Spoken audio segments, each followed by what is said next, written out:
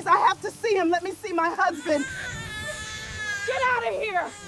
You are not welcome at this funeral. Please don't cry. I know this is hard, but I promise you, your life is about to change for good. They dragged her out of her husband's funeral while rain poured from the sky and her baby cried in her arms, telling her she had no place there, no home to return to, and no inheritance to claim. What they didn't know was that before he died, her husband had quietly secured a $2 billion fortune, hidden beyond their reach, protected by secrets, and meant only for her and their son.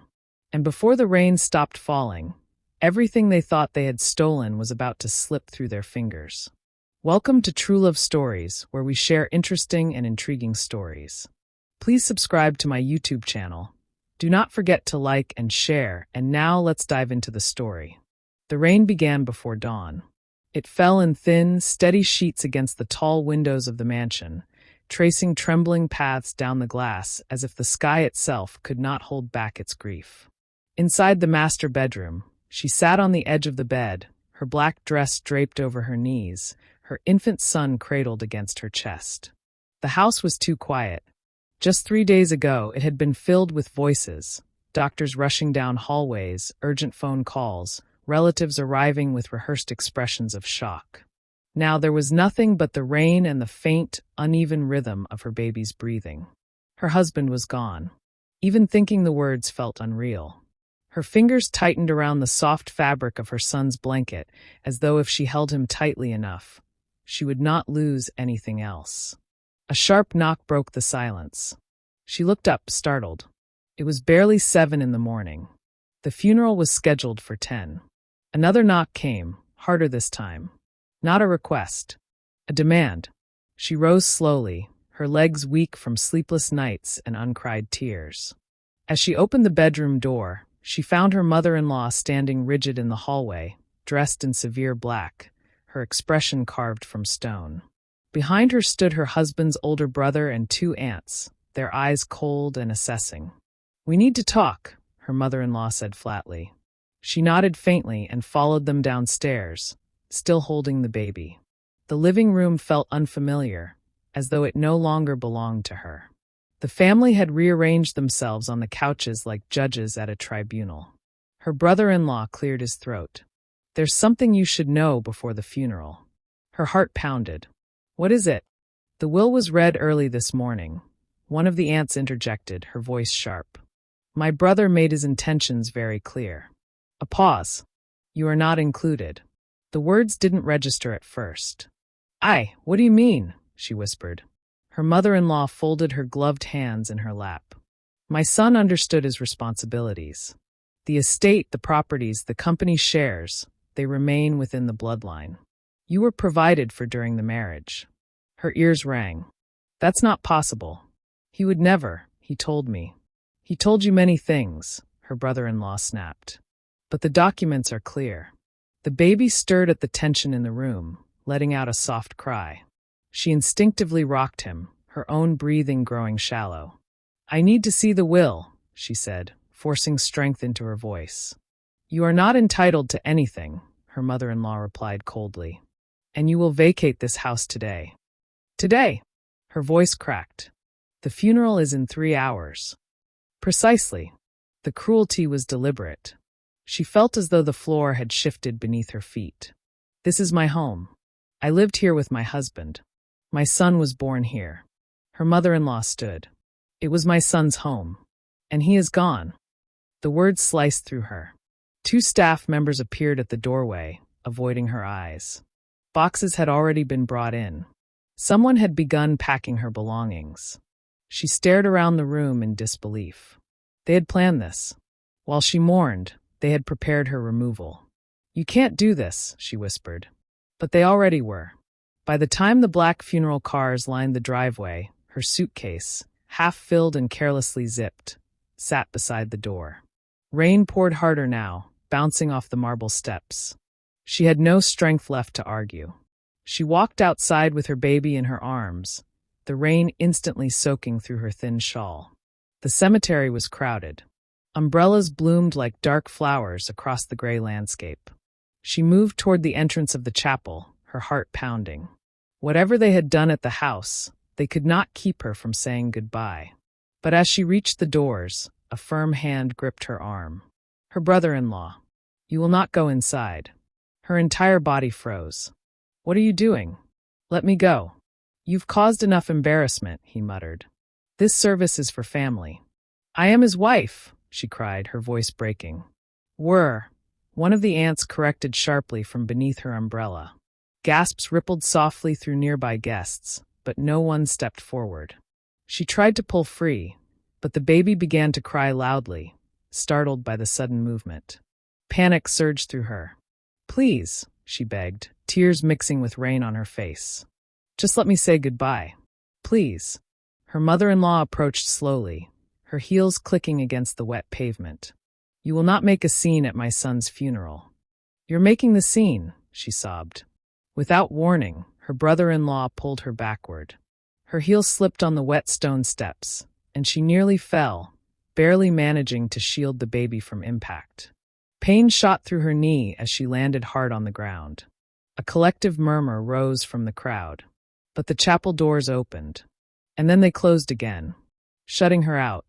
She sat there in the rain, on the cold cemetery pavement, her dress soaked and clinging to her skin. Her baby wailed in her arms, his tiny fingers gripping her collar as though sensing her despair. Inside, through the stained glass windows, she could see shadows moving. The ceremony had begun. She was not part of it. The man she had loved, the man who had whispered promises into her hair at night, who had held her hand when their son was born, was being laid to rest, and she was forbidden from standing beside him. Her shoulders shook violently as the weight of it crushed her. She pressed her lips against her baby's damp forehead. I'm so sorry, she whispered to him. I'm so sorry.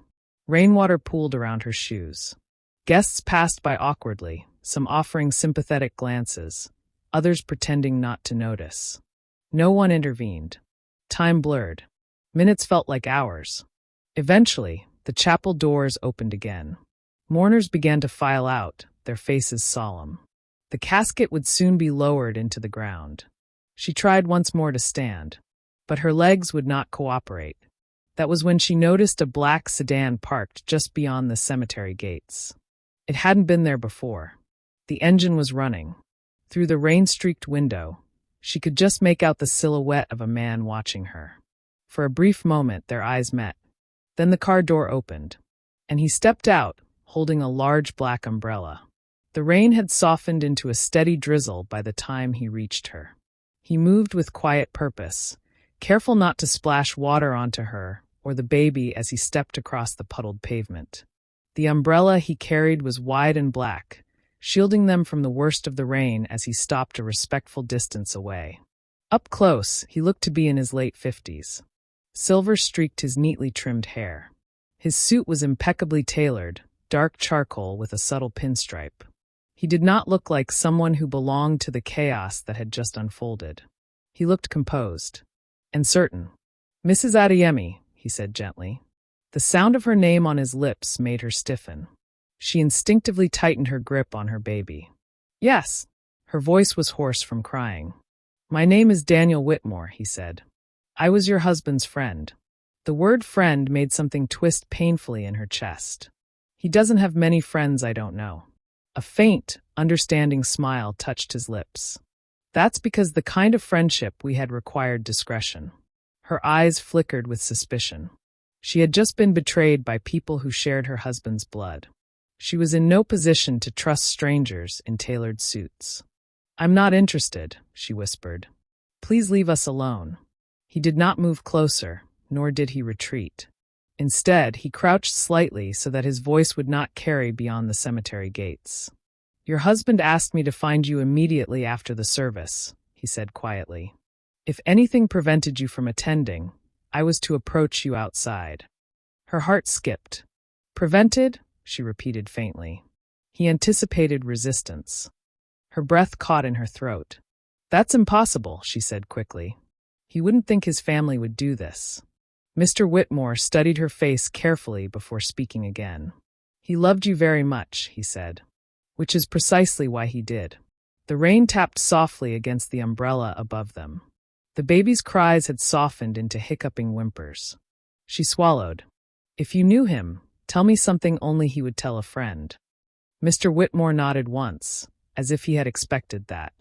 The night your son was born, he said quietly, your husband called me at 3 a.m. He was crying so hard I could barely understand him. He kept saying, she did it. She's stronger than anyone I've ever known. Her knees nearly gave out again.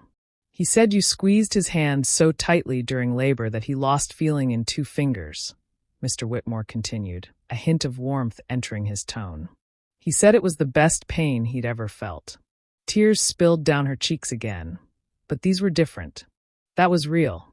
No one else knew about that phone call. No one. He asked me, Mr. Whitmore added softly, to make sure you and his son were never at the mercy of anyone.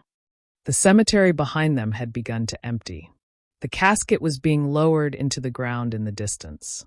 She couldn't see it clearly anymore through the blur of rain and tears. What are you talking about? She whispered. Mr. Whitmore straightened slightly and gestured toward the waiting sedan beyond the gates. This is not a conversation we should have here, he said. But I assure you, what I'm about to tell you will change everything. She hesitated. Her husband's family was still scattered across the grounds. If they saw her speaking to this man, they might try to intervene. But a deeper instinct, one born from love and desperation, told her to listen. Carefully, she rose to her feet, cradling her baby close. Mr. Whitmore walked beside her, holding the umbrella over them both. Neither of them looked back. Inside the sedan, the air was warm and quiet. The driver closed the door softly behind them and pulled away from the cemetery without drawing attention. She sat stiffly in the leather seat, her baby resting against her chest, exhausted from crying. Mr. Whitmore reached into his briefcase and removed a thick cream-colored envelope. Her breath stopped. She recognized the handwriting immediately. It was her husband's. The sight of it made her fingers tremble. He wrote this 6 months ago, Mr. Whitmore said. He updated it 3 weeks before his death. She stared at the date written in the corner. 3 weeks. He had known something, or sensed it. He made certain arrangements, Mr. Whitmore continued. Extensive arrangements. Ones that were never intended to pass through the probate process his family is relying on. I don't understand, she whispered. You were told this morning that the will excluded you, he said calmly. She nodded slowly, pain flashing across her face. That document, he said carefully, is not the primary instrument of your husband's estate. Her mind struggled to keep pace. There are private holdings, he continued. Investment portfolios structured through offshore trusts. Real estate assets registered under layered entities. Liquid accounts protected by beneficiary designation. All legally established. All secured. She stared at him blankly. How much? She asked faintly. Mr. Whitmore held her gaze. Approximately $2 billion in combined investments, equity holdings, and cash reserves. The words did not land. They hovered in the air between them, unreal. That's not possible, she breathed.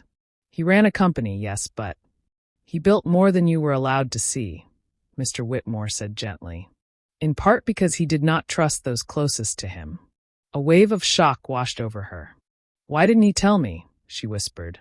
He intended to, Mr. Whitmore replied. But he believed that if you knew the full extent of it, his family might sense the shift in control. He feared they were watching his movements. She felt cold despite the warmth of the car. They altered the public will, Mr. Whitmore continued. Or at minimum, they are presenting an outdated version. We are already investigating.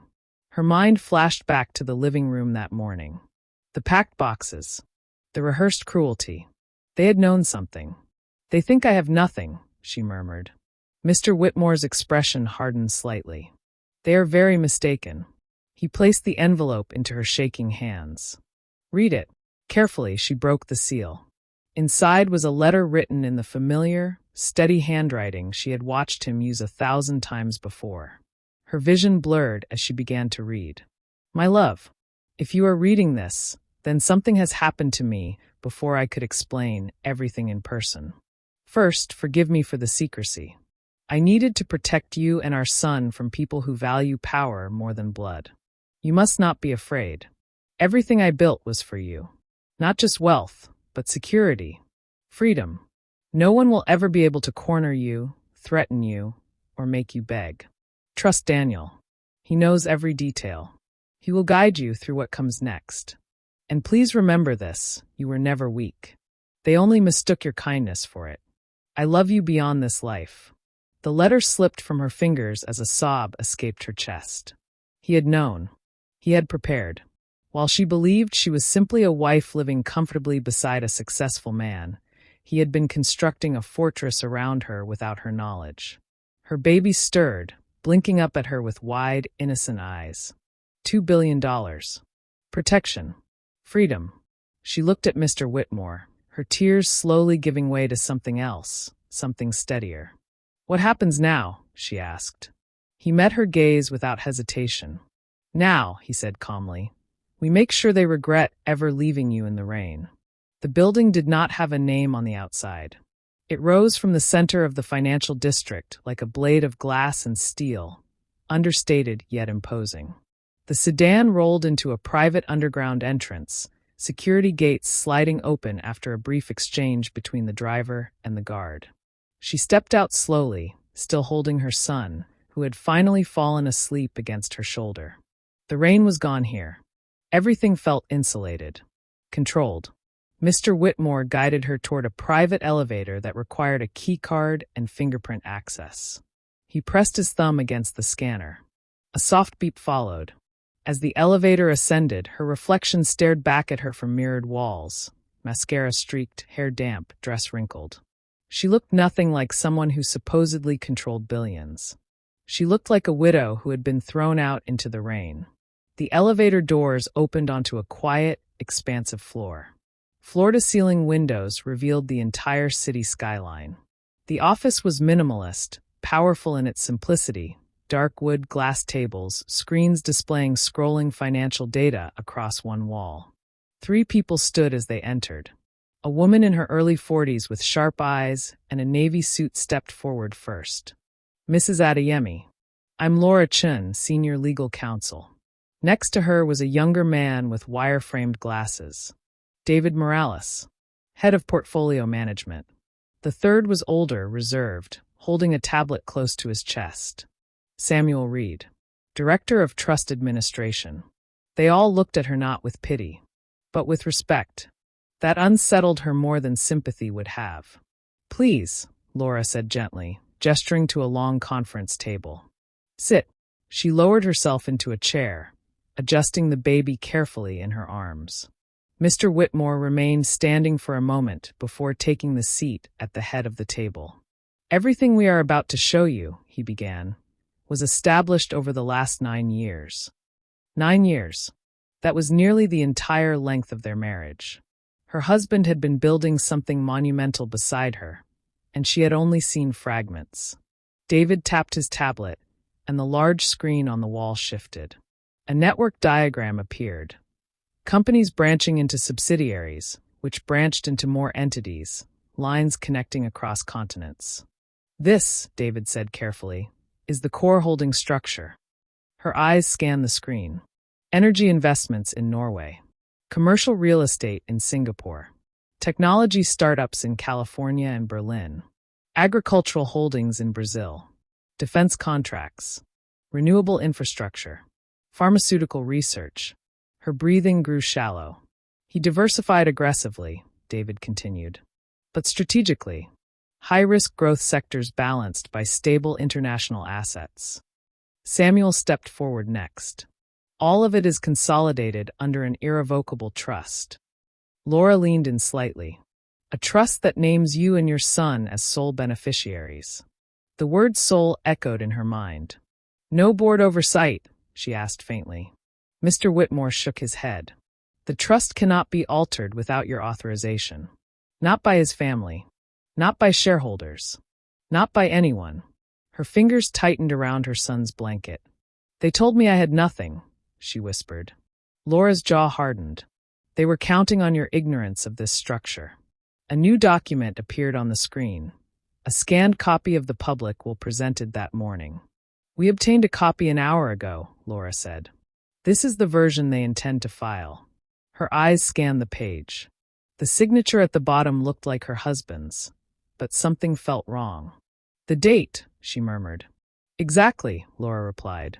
It predates the trust by nearly 5 years. They're using an outdated will? She asked. Either outdated, Laura said carefully, or intentionally substituted. Silence fell over the room. Her husband had suspected this. He had anticipated betrayal so deeply that he constructed an entire financial fortress outside their reach. Why didn't he fight them openly? She asked. Mr. Whitmore answered quietly. Because open conflict would have alerted them, and because he hoped, until the end, that blood would behave like blood. The baby shifted, stretching tiny fingers against her chest. Samuel stepped closer and placed a slim leather folder in front of her. These, he said, are your authorization documents. Her eyes widened. Now, you are legally the controlling principal of this trust, Samuel replied. Effective immediately upon his passing. Her hand hovered over the folder. She had never run a company, never negotiated contracts worth millions, let alone billions. I don't know how to do this, she admitted. David gave a small, reassuring smile. You don't need to know everything today. You have a full team. What matters is that the authority is yours. Mr. Whitmore studied her carefully. Your husband did not build this because he doubted your strength, he said.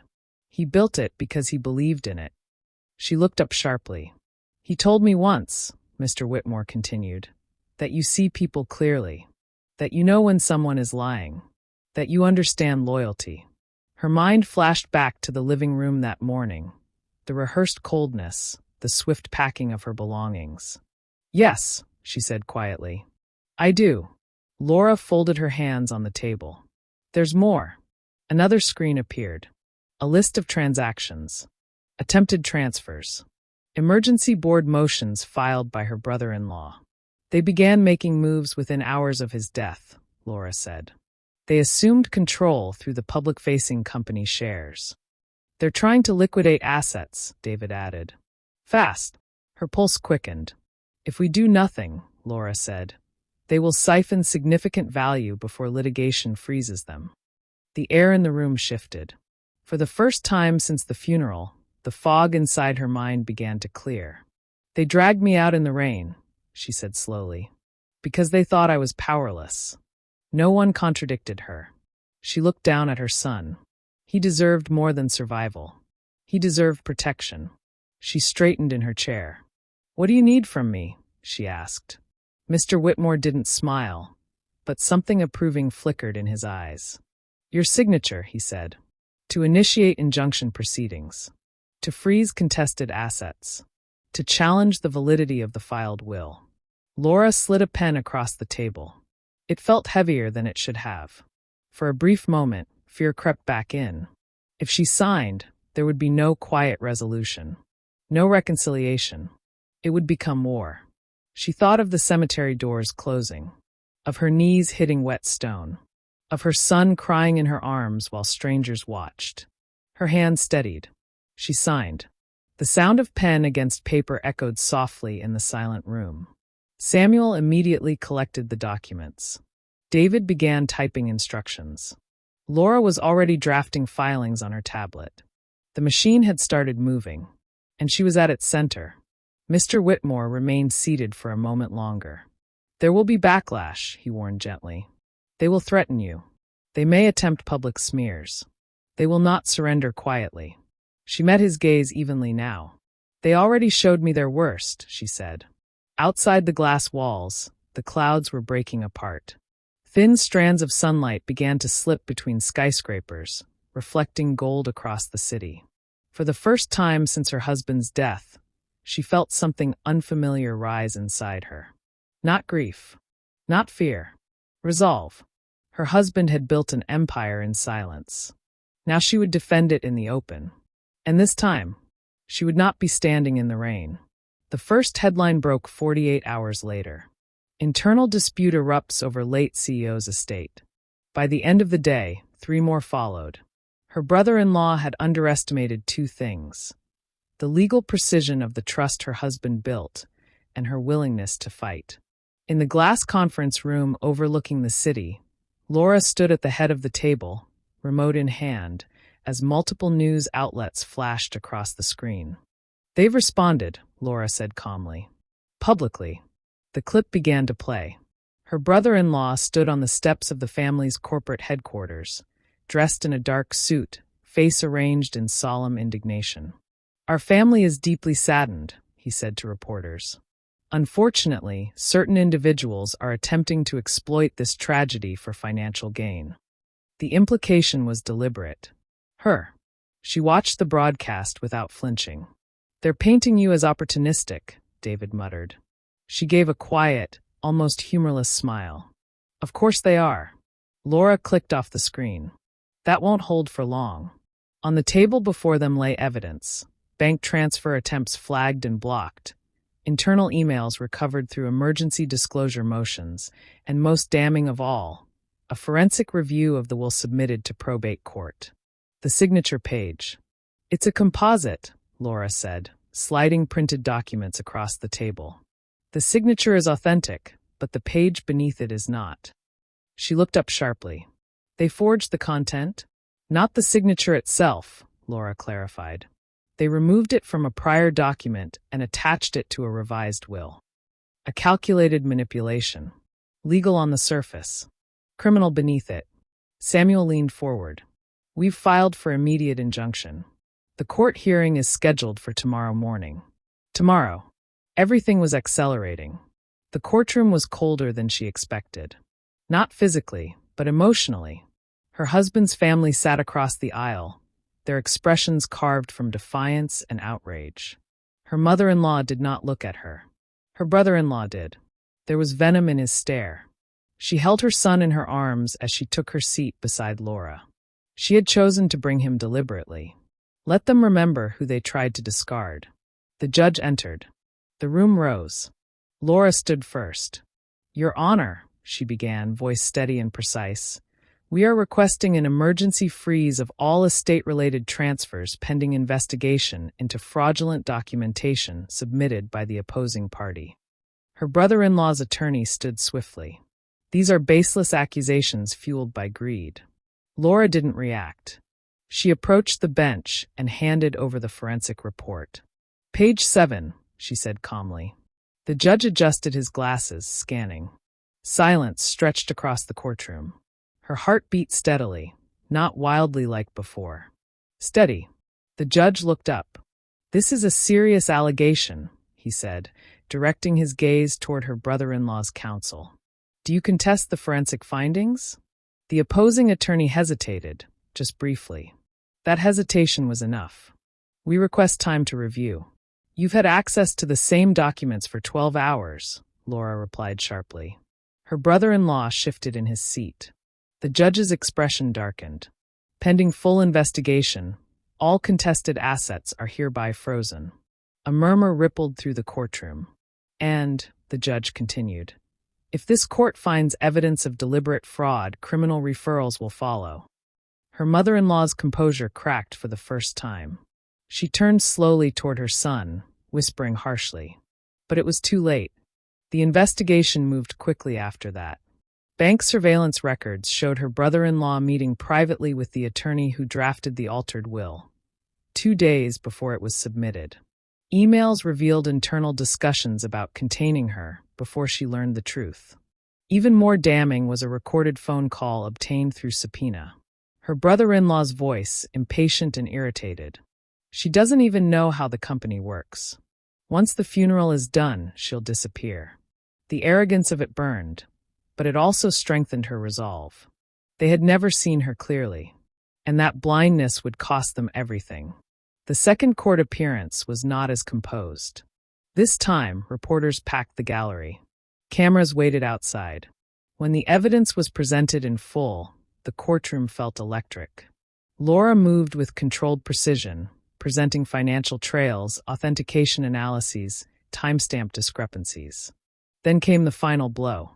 The original will, Laura said, holding up a leather-bound document retrieved from a secure vault Mr. Whitmore had arranged years ago. The real one, dated properly, structured differently, naming her and her son not as dependents, but as primary heirs. The judge examined it carefully. Her brother-in-law's face had gone pale. This court finds sufficient evidence of intentional misrepresentation, the judge announced firmly. The submitted will is invalid pending criminal review. A sharp inhale moved through the room. Furthermore, the judge continued, temporary control of all corporate and estate holdings remains with Mrs. Adeyemi as designated by the irrevocable trust. Control. Publicly recognized. Legally sealed.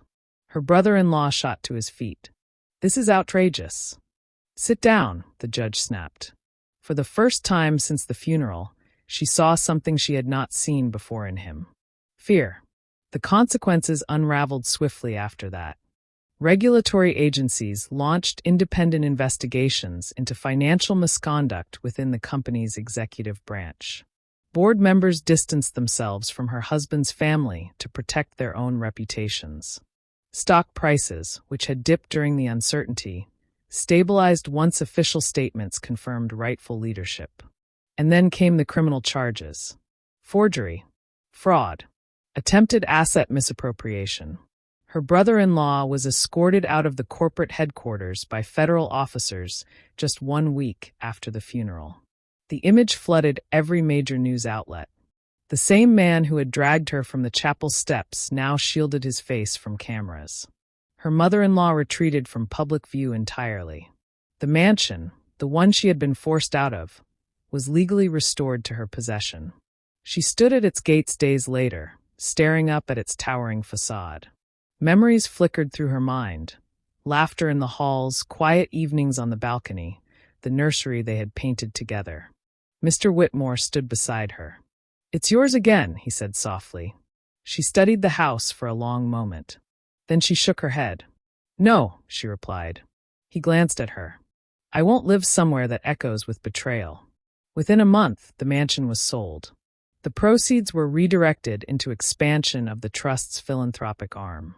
Not out of sentiment, but intention. The final courtroom appearance was brief. Her brother-in-law avoided her eyes as sentencing was handed down. Financial penalties. Disqualification from executive leadership. Ongoing criminal proceedings. He had gambled everything on her silence. And lost. As she exited the courthouse, reporters surged forward. "Do you have any statement for the family?" one shouted. She paused. For a moment, the rain began again, light, almost symbolic. Cameras flashed. She adjusted her son on her hip and looked directly ahead. "I was never their enemy," she said calmly. "I was their excuse." And then she walked down the steps. Not dragged, not broken, not begging, but standing taller than anyone who had once tried to force her into the storm. The new house did not try to impress anyone. It sat on a quiet stretch of land overlooking the water, wrapped in glass and light instead of marble and gates. There were no towering pillars, no ancestral portraits lining the walls, no echoes of whispered conspiracies in long hallways. It was open, breathable, alive.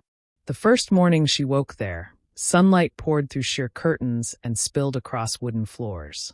For a moment she lay still listening. No raised voices. No tension coiled beneath silence, just the distant sound of waves and the soft babbling of her son from the nursery down the hall. She rose and walked barefoot to him. He was standing in his crib now, tiny hands gripping the railing, eyes bright and curious. When he saw her, his entire face lit up. "Mama," he babbled. The word wrapped around her heart. She lifted him into her arms, inhaling the warm scent of his skin. And for the first time since the funeral, she felt something stronger than survival. She felt peace. The foundation was launched 6 months later. It bore her husband's name, not in gold-plated letters, but etched modestly into the glass entrance of a downtown building that had once housed one of his early investments. The Adeyemi Initiative for Family Equity and Protection. Its mission was simple but radical. provide legal defense, financial education, and emergency funding to widows, single mothers, and spouses pushed aside by powerful families and corporate systems. At the inaugural press conference, cameras flashed again. But this time, she stood at the podium by choice. "I know what it feels like," she said steadily, "to be told you are powerless while everything is taken from you. I know what it feels like to grieve and fight at the same time." She paused, scanning the room. This foundation exists so that no woman has to choose between mourning her partner and defending her survival. Behind her sat a legal team assembled specifically for pro bono estate disputes. Financial advisors prepared to teach wealth literacy workshops. Emergency housing grants had already been approved for 12 families. She was no longer reacting. She was building. Her role in the company evolved naturally. At first, she attended meetings quietly, listening more than speaking. She absorbed language she had once found intimidating: equity distribution, cross-border taxation, acquisition strategy. But she had always possessed something more valuable than technical knowledge. She understood people. During one executive session, a senior partner attempted to obscure a high-risk proposal beneath layers of polished language. She interrupted him gently. "What aren't you saying?" The room went still. He hesitated, and that hesitation told her everything. Later, David would admit privately, "He underestimated you." She smiled faintly. They all did. Under her leadership, the company shifted focus. Less speculative expansion, more sustainable infrastructure, increased investment in renewable energy and community development projects. Profit margins remained strong, but so did ethical oversight. She refused to build empires that mirrored the cruelty she had escaped. Years passed, not in a blur, but in deliberate, intentional steps. Her son grew quickly, from a toddler racing across polished floors to a thoughtful boy who asked difficult questions at bedtime. One rainy afternoon, soft and steady, like the day everything changed, he stood beside the wide living room window, watching droplets slide down the glass. "Did it rain when Daddy died?" he asked quietly. She froze for just a moment. Children sensed more than they were told. "Yes," she answered honestly, kneeling beside him. "It did." He turned to look at her. "Were you scared?" She considered the question carefully. "Yes," she said again. "But being scared doesn't mean you're weak." He studied that. "Grandma at school says storms help things grow," he added thoughtfully. A small smile touched her lips. "She's right." She lifted him into her lap, wrapping her arms around him as they watched the rain together. "Your father loved you before you were even born," she said softly. "He worked very hard to make sure you would always have choices, that no one could decide your future for you." "Did he know I would like robots?" her son asked seriously. She laughed, a clear, unburdened sound. "He knew you would like building things." Her gaze drifted toward the water beyond the window. "And he knew you would be strong." On the 5th anniversary of her husband's passing, she returned to the cemetery. This time, there were no gates closed against her, no hands dragging her backward. She walked freely across the grass, her son holding her hand. The headstone was simple, dignified. She knelt, brushing away a few fallen leaves. "I kept my promise," she whispered softly. Her son placed a small drawing beside the stone, stick figures holding hands under a bright sun. Not rain. Sun. She felt no bitterness standing there. The anger had burned away long ago, replaced by something steadier. Understanding. Her husband had not left her wealth merely to shield her. He had left her responsibility, and she had risen to meet it.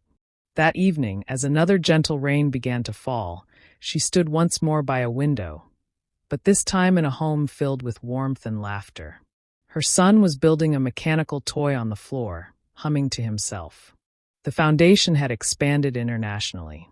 The company had reached record stability, and the fear that once lived in her chest had been replaced by confidence earned, not inherited. Rain traced soft lines down the glass. She did not flinch at the sound anymore. Storms no longer symbolized loss. They reminded her of the day she was pushed into the cold, and discovered she carried fire within her all along. Behind her, Her son looked up. Mama? Yes. Are we safe? She turned fully toward him. Yes, she said, her voice calm and certain. We are more than safe. And as the rain continued to fall, it no longer washed anything away. It nourished what had grown in its wake. Finally, we have come to the end of this story. I hope you enjoyed it. Do well to like and subscribe to my channel for more interesting stories.